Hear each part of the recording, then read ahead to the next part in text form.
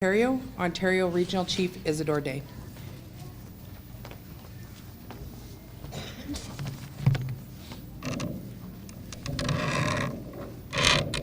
Bonjour. Ngwis kweme gesehen in indigenous cause, ganabajing donji, ganoje do dem. Kegat senachin and dagweg mangwang mang pinungwa nishke winge winwa yawat. First of all, I want to acknowledge the Creator, creation, prayers, and the protocols. I want to thank Elder Mason for her words, her invocation. I also want to acknowledge the beautiful drums that were sounded here and to begin this very important celebration. It's a celebration of life, a celebration of higher learning. I want to acknowledge the Creator because of the beautiful day that we have. But just notice something here, and I'll start off by saying, you know, within this very small area, you have 30 feet by 20 feet. Look at all the power that's in this small area. I was just amazed. I didn't almost fall over, but I was amazed by what I saw here. I do want to acknowledge the leadership that are here. I was very impressed and I was encouraged by the leadership of Deputy Grand Chief Fox and his story and his father and the pride of a father and son. I have a father as well who I admire very much, and you know, we learn from our parents, and you know, sometimes the education that they received in the residential school system, you know, we have a responsibility and an obligation to do far more with what we have today. So I do want to acknowledge Deputy Grand Chief for his accomplishments and the way in which he looks at life and the way he looks at the people, the Nishnawbe people. I do want to acknowledge that we have a number of chiefs here. I spotted a few there. I always say that as the regional chief for Ontario, I have 133 bosses, and whenever I go somewhere and I see them, I know I need to be well behaved, so you know, I just want to acknowledge the chiefs. I do want to acknowledge as well the other leaders that are here. There are many leaders, community leaders. There are board members, there's education directors. We've seen some folks here from City Council. I want to acknowledge them. I also want to acknowledge and give a special recognition to the organization of Oshki, because as I sat here and listened to the first presentation, I was amazed by the accomplishments of this great organization and what it has done in terms of taking on responsibility for your lives and for the lives of future generations. And again, I want to thank them.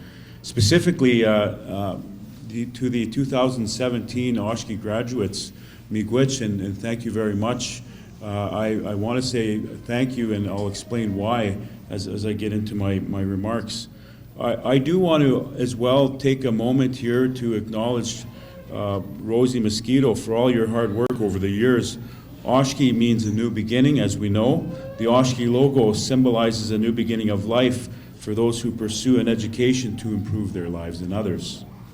Rosie, you and your staff are responsible for supporting so many of their chosen paths since this great institution opened 16 years ago. And I understand there's even more of a history than just 16 years. There was an inception that began long before that, as spoken by former Regional Chief Charles Fox today. You are responsible for inspiring and igniting passion for learning and the cultural awakening of who we are as Indigenous people. And it is during these celebrations that we are grateful to a number of things. And I thought about that this morning before I came here. And I was reflecting back on my time, and I'll get to that in a minute. But as students, as those who are achieving this great accomplishment, we are thankful to our family and our friends. We're also thankful to our peers, our teachers, our mentors, because we know we have many. You know, as we do this great work and we look through the struggles and we try to advance our goals, from time to time we need to rely on those people we call our mentors. And it'd be pretty amazing to listen to your stories about who your mentors are and the life experiences that they have. We're also grateful for our gift to learn. Can you imagine this? You know, when we go to sleep at night, I know I slept here in Thunder Bay last night, and You know, I'm always amazed when I stop and think of something so simple, but something so profound. When I sleep at night, I involuntarily breathe. Everything gets filed away. My body rests, it heals. I gather strength. And that's given to me by the Creator. So, you know, in the words of our elder, we're gifted these things, and, you know, we're grateful for the gift to learn. Like, why is it we're able to take in so much and we accumulate all this very important and amazing learning information, and then we later transfer that to the rest of the world? Our healthy feeling of pride. I think it's important to acknowledge that. There's a difference. I sometimes grapple with this issue we call ego, and we have to sort that out. But we know for sure that when we accomplish these things as learners, that we deserve to be proud of what we've accomplished. And I think Deputy Grand Chief Fox has indicated that, and I think that the pride that you feel, that's yours. You deserve that. Also, our struggles, our success. These successes become the basis for stronger families, stronger communities, and stronger nations. You know, and I again want to acknowledge the insight, the wisdom, and leadership of Rosie Mosquito. In the earlier celebration with the signing ceremony of Sioux College, the last thing that she said was that this ultimately is going to help our nation-building process. So it should be known by you that what you're actually doing is making the nation stronger. These successes will help you in times of struggle and help you to celebrate the success of others. Mr. Batiste talked about that. Earlier, he talked about this is not about us. Eventually, we get to that point that we service and we provide to those around us. So we recognize that our success really is also there to help others celebrate success. You making the grade makes life better for so many on so many levels. But let me ask you these questions. I have 3 questions for you, okay? The first question is, with this great accomplishment, how do you want to be recognized, represented, and remembered? Okay? With this great accomplishment, how do you want to be recognized, represented, and remembered? And I think it's important to ask yourself that question and find that answer, because you've invested your time. You will be investing in the families, into the communities, into lives.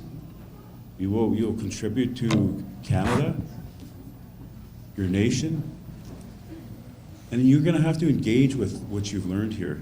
So how do you want to be represented?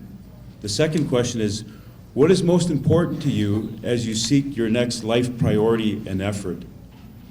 You know, I thought to myself as I'm sitting here, life is one big course. We know that. We're told this by the elders. So you've got something else next. There's always a great effort, something else we need to do. So what is yours?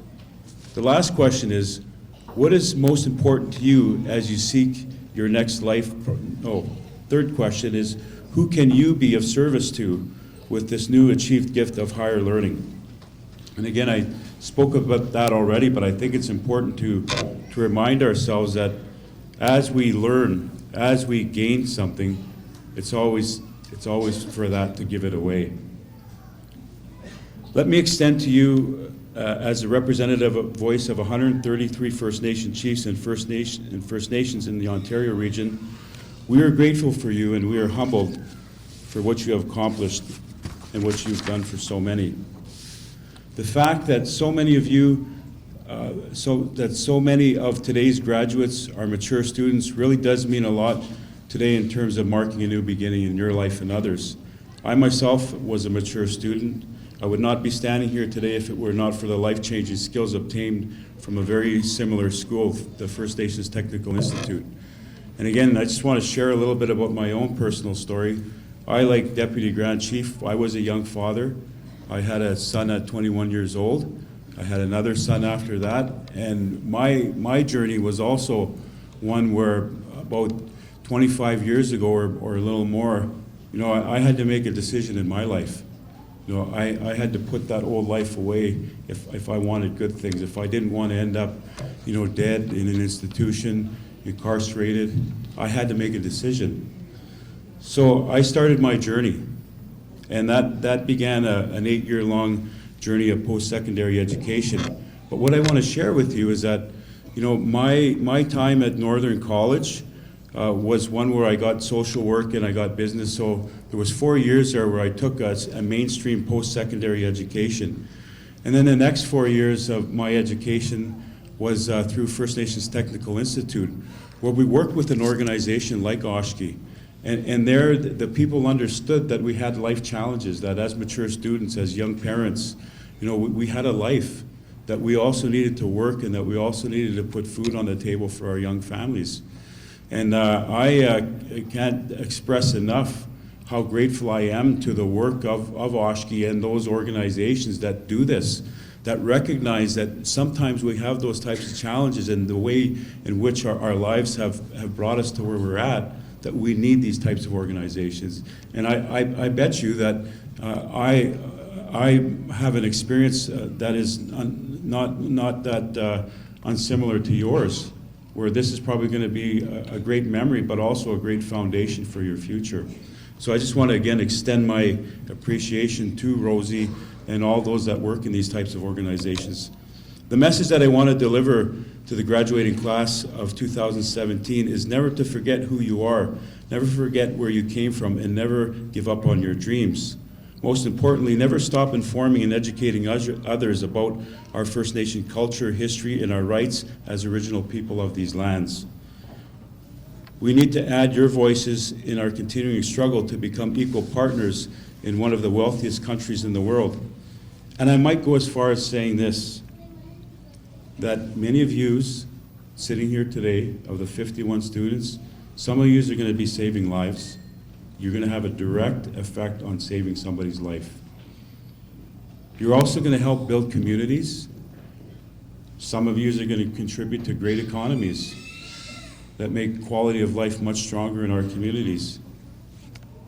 And most of all, I think that many of you are going to help put a smile on a child's face. That's incredible. So on behalf of 133 First Nations and the chiefs in our communities, I want to thank you, and it's an honor to be here, part of this great celebration. Good luck in your future endeavors. Miigwech.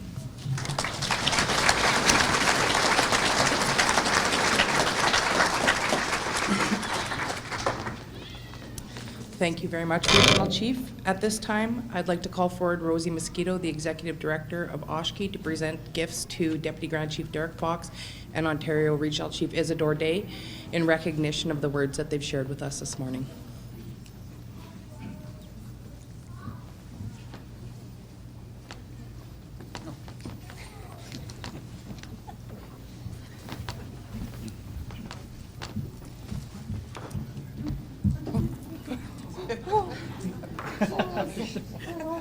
So good. She wanted on her seat. You right there? Thank you so much.